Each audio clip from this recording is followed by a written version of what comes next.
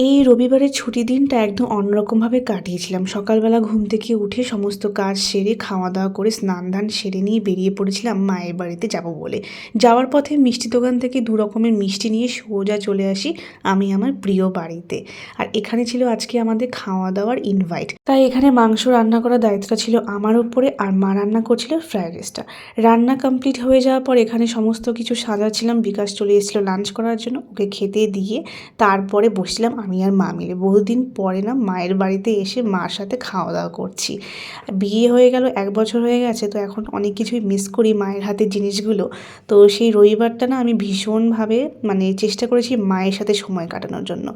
খাওয়া-দাওয়া করে নিয়ে কোথায় যাওয়া যায় ভেবে তারপরে মাকে নিয়ে চলে আসলাম শিলিগুড়ি পার্কে। এখানে বেশ কিছুক্ষণ টাইম কাটাবো বলে চলে এসেছিলাম দুজন মিলে, আর কাউকে নিয়ে আসিনি, শুধুমাত্র দুজনেই এসেছিলাম। চারপাশে এত সুন্দর সুন্দর ফুল, উইন্টার সিজনে না পার্কে বা যে কোনো জায়গায় ঘুরতে গেলে না খুব সুন্দর সুন্দর ফুল দেখতে পাওয়া যায়। মা যেহেতু বাড়ি থেকে খুব একটা বেরোতে পারে না, তো ছোটো ছোটো ব্যাপারগুলো খুব এনজয় করছিল পার্কে এসে। আর সেই ছোট্টবেলায় আমি কিন্তু বাবার হাত ধরে এই পার্কেই আসতাম খেলাধুলা করার জন্য। যদিও এখন পার্কে অনেক কিছুই চেঞ্জ হয়ে গেছে, বহু বছর পর আসলাম মায়ের সাথে এই পার্কে। আজকের মিনি ব্লগটা এখানেই রাখছি, দেখা হবে নেক্সট কোনো ব্লগের সাথে। ততক্ষণ সবাই অনেক অনেক ভালো থেকো, সুস্থ থেকো।